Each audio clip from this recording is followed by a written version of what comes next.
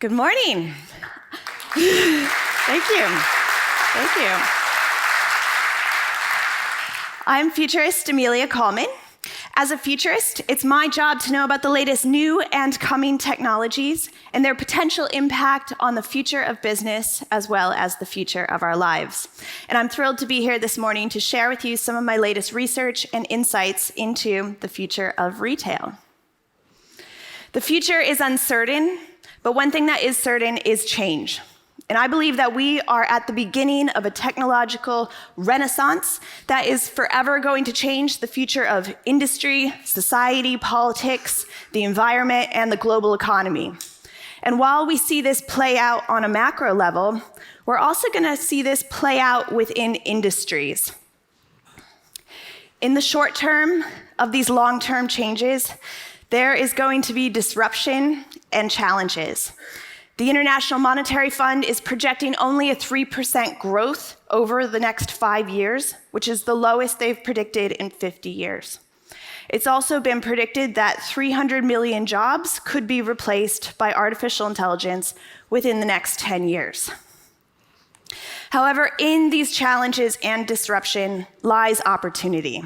And I see areas of growth and new audiences and revenue coming for the retail industry through the areas of the virtual and artificial intelligence.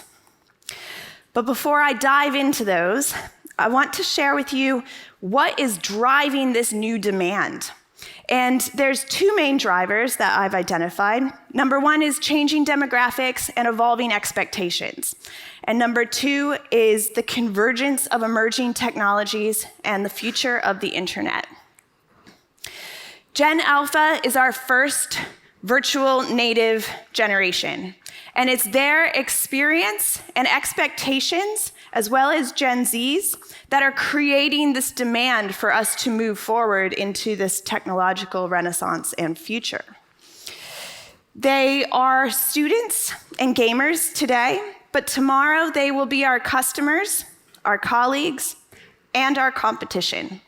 So it's good to identify how they differ from previous generations. Number one, they are responsive. So they have grown up with responsive technologies, things like smart speakers and touch screens and world-building games like Roblox and Minecraft. And these have taught them to be active co-creators and participants. They want to have two-way conversations. When it comes to how they deal with brands, they speak back. Secondly, they don't differentiate between their physical, digital, and virtual lives, relationships, belongings, status, and finances. Over 75% of this demographic consider themselves gamers. And of those gamers, over 50% say that they prefer to hang out with their friends in virtual environments rather than physical environments. And over 50% say that they identify more with their avatars than they do with their physical selves. And what this demonstrates is a demand for the capabilities within these virtual realms to reflect what we have in the physical realms. But we should remember that in the virtual, we do not have the same constraints or conditions, things like gravity. And the creative possibilities here are enormous. And finally, they're willing to pay. So while millennials, Gen X, and boomers have been trained to believe that the internet is free, even though we know that we pay for it in other ways, such as our data and our privacy, these generations have grown up in these subsects of the internet, these gaming environments that have their own ecosystems, and they have an innate understanding of attaching real-world value to the digital and virtual, which is where Web3 and blockchain and crypto and NFTs comes into play. Which brings me to my second big driver, which is the convergence of these emerging technologies. Up until quite recently, we have been speaking about AI over here and XR over here and blockchain over here.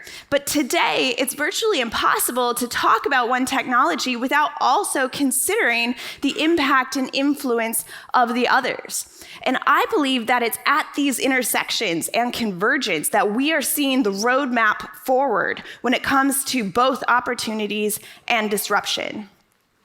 And there's no better example of this conversion than the metaverse. This includes all those technologies and then some. So the metaverse is simply a term for the future iteration of the internet. Our internet will move from being 2D into something more 3D, immersive, persistent, and social, offering us virtual presence inside virtual spaces. The original definition of the metaverse is that there's only one metaverse and that it has interoperability. We'll be able to move from one virtual world into another as easily as we move between websites today, retaining our identity, our assets, and our money. And by this definition, the metaverse doesn't yet exist, and it won't exist for quite a long time.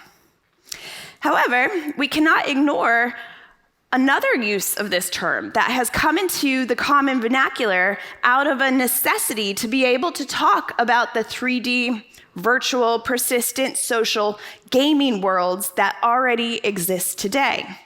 And in these worlds, they have their own ecosystems, but they lack the interoperability that the former definition demands.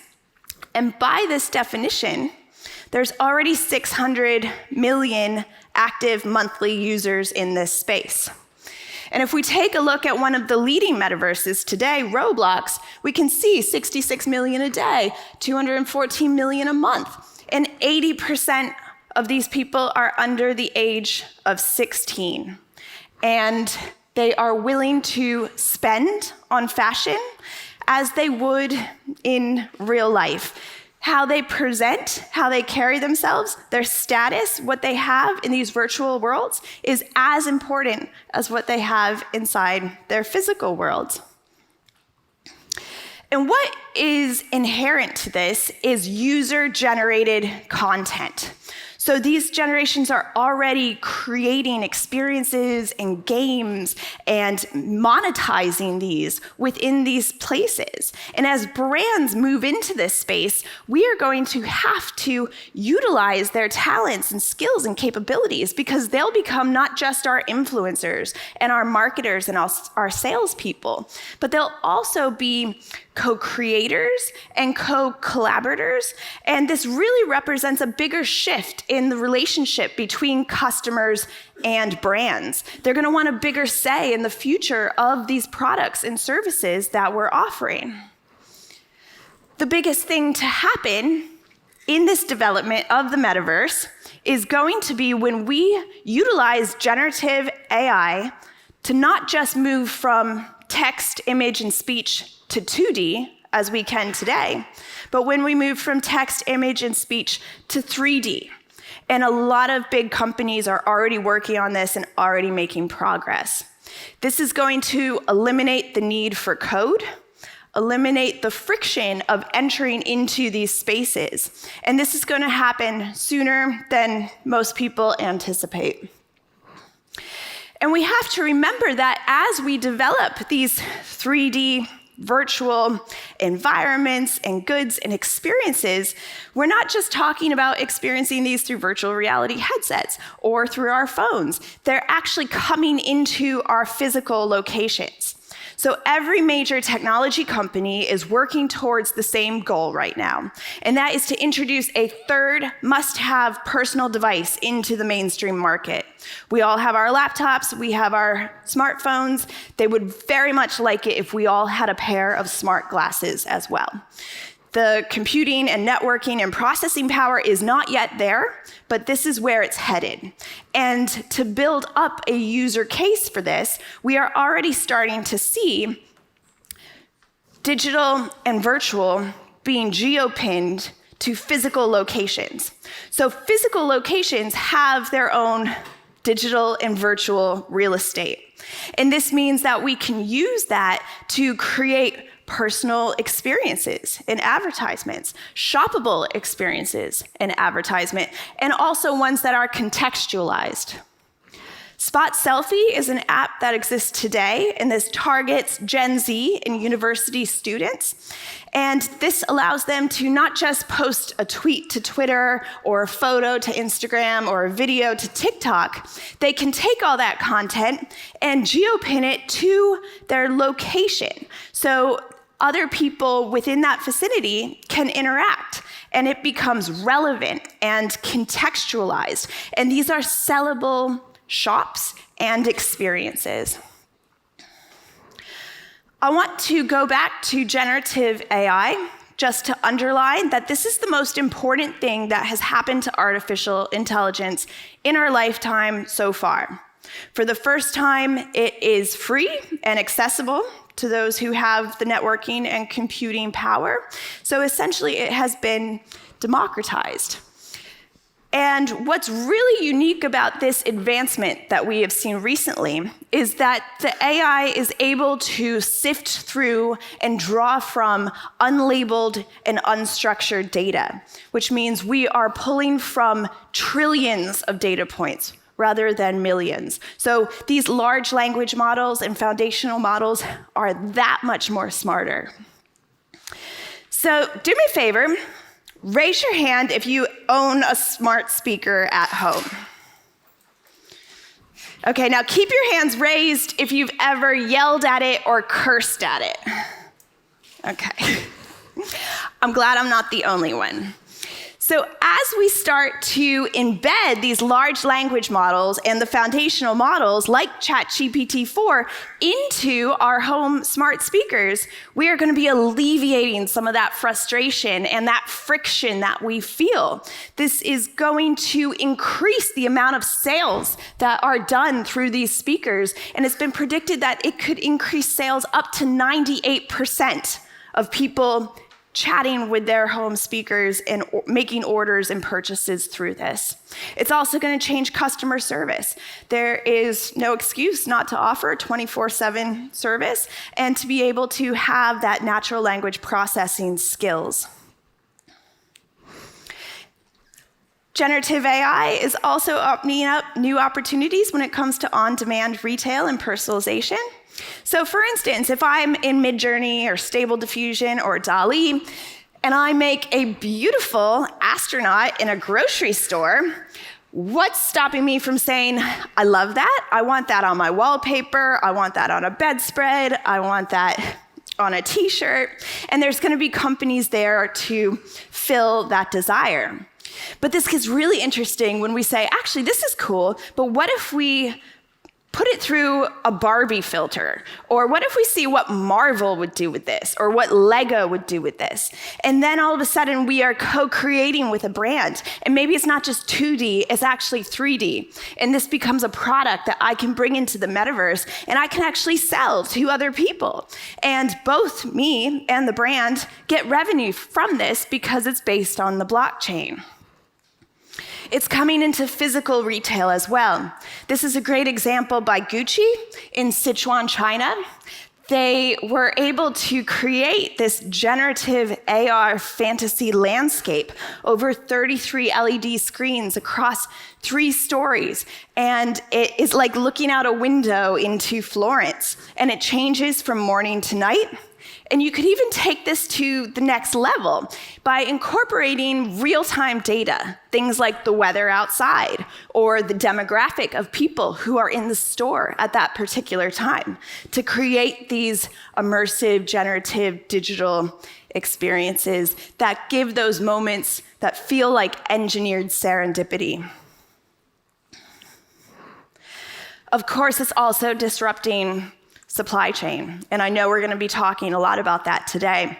But you take a company like Shein, and they have been able to create predictive algorithms that scrape social media for what people are searching, the hashtags that are popular, what the influencers are talking about, and take those insights and give them to designers to create the future trends.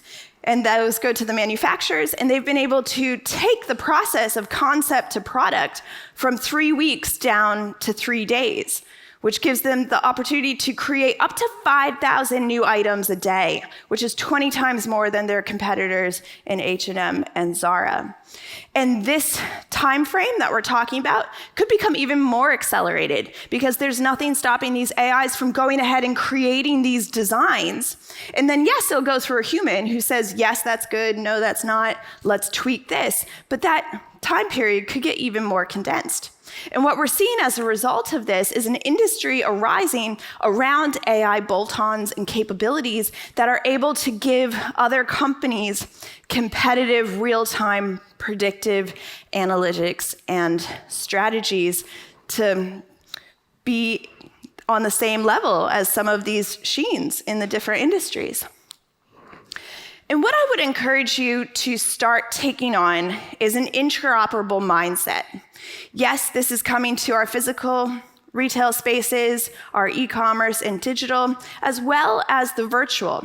But if I am in Gen Z or Gen Alpha, and I am making a purchase from a brand, which I want to do inside these metaverse spaces, what is that purchase going to be doing that is going to incentivize me to go into a physical retail store or to then purchase something off of an e-commerce site?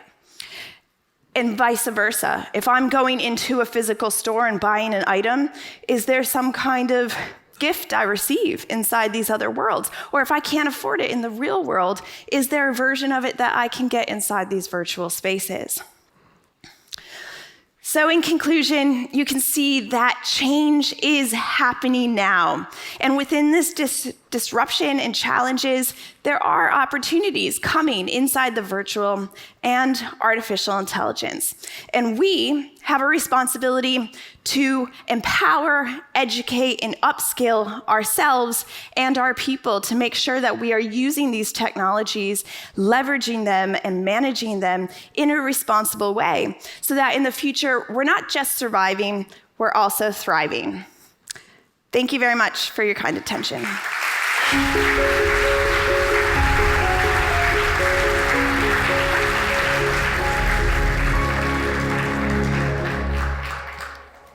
I'm happy to take questions if anybody has any.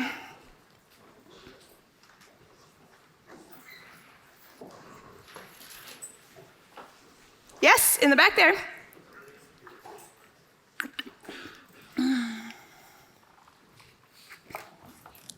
Thank you. Could you stand and say your name and where you're from, please? Right. Thanks. I want to introduce myself. Hi, my name's Tayshan from England. Yeah, don't know why that took me so long to think about. Obviously, you spoke a lot about blockchain, and I think everybody's probably fairly familiar with the benefits of it. But at the end of the day, fundamentally, we're still talking about what is a speculative asset class. Do you think there's going to be limitations with the idea of monetization using blockchain in kind of comparison with legislation we're seeing brought in against what, people still fundamentally see as a speculative asset class?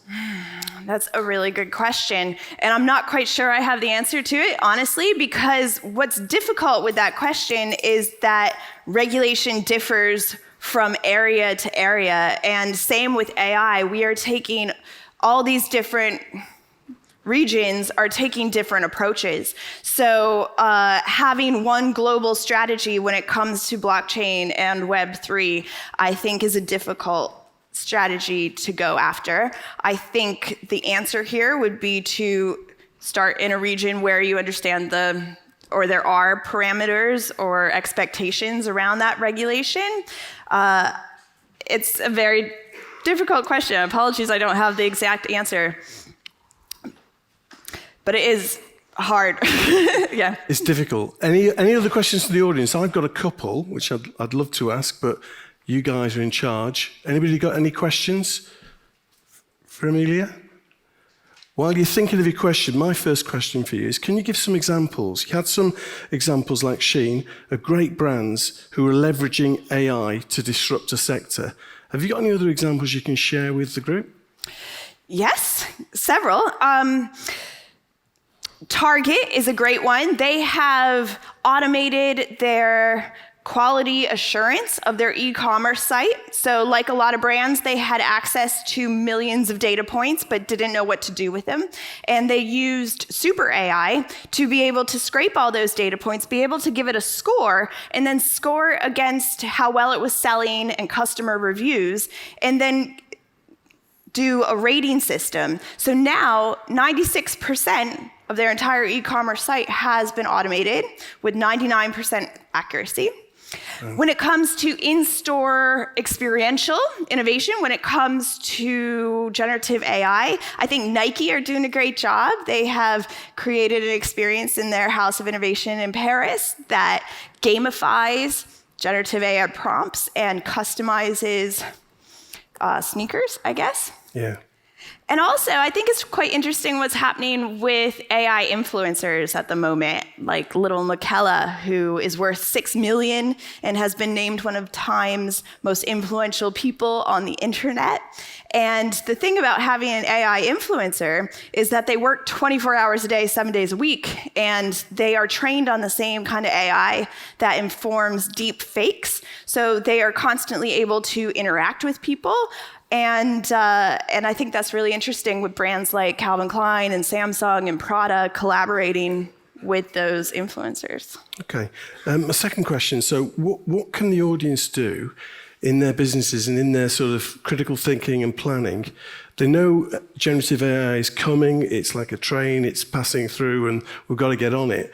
How can they prepare for it and start to blend it in with their discussions on strategy and how they evolve their businesses? Great question. So, number one, I would say don't be scared of it. This isn't something that other people have tons of experience in. We're all learning this as it comes at us. So you're not late to the game. And my second point would be get stuck in, experiment with it, educate yourselves, educate your teams. I know I've been working with some of my clients to host workshops and to teach them about the capabilities, but really that hands-on getting stuck in, there's nothing that makes it kind of click more. And especially as leaders in your companies and industries, it has to come from the top down. You have to empower your people to understand where the capabilities are, because it's really going to be down to the people who manage and leverage these technologies in a responsible way. So we're not just talking about investing in technology. You're talking about the leaders and investing in the people who are going to lead your company into the future. Yeah. I suppose from my point of view, innovation has sort of three core areas in a business. So you've got innovation in terms of your products and services and what the customers are buying from you. You've got innovation in terms of your processes that deliver those products and services. And finally, you've got innovation in terms of how you engage with all your stakeholders. And I guess AI is going to touch all three of those. There is some low-hanging fruit, for example. We're all on ChatGPT, testing those. It helps you generate copy and so on. So I think it's a case of watch this space, really, isn't it? Productivity, predictability, personalization, and content. Those are the 4 key areas that you can start integrating generative AI into your businesses today. So maybe that's the starting point. Those 4 things. Did you all write those down?